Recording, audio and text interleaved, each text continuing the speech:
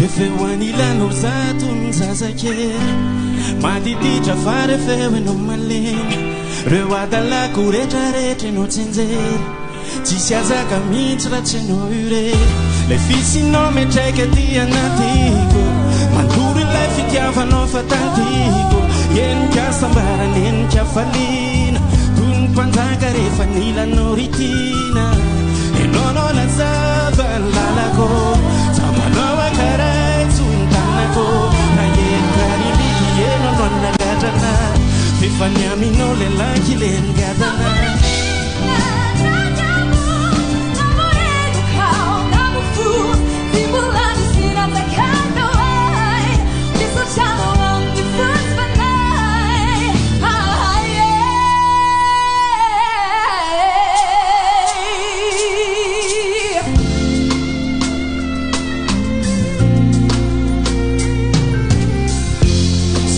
averina ny fotoana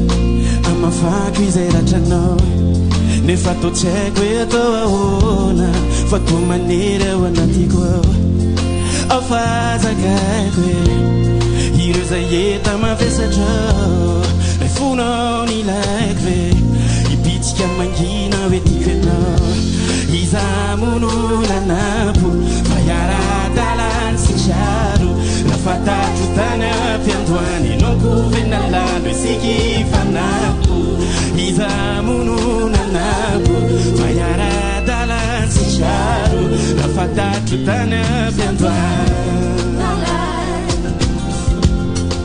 tsy ampilay tananao roa mina mafie tsy ampilay vatanao iny anome afanande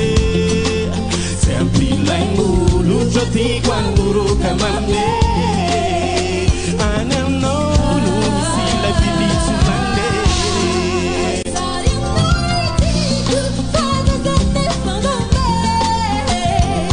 efa tena tsy andriko mihitsy lay fotoane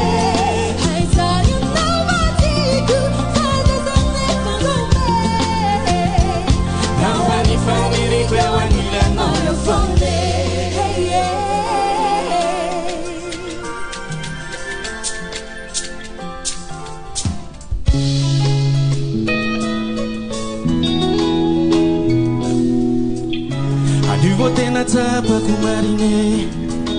fenao le valimbavako lavo talofa zao tafarine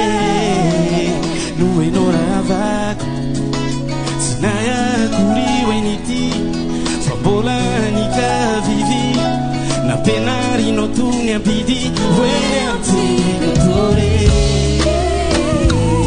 eto anatry anila rayao no mandoaly omewale tanana wasiko lay marike eto anatry anila rayao no mandoaly omewale tanana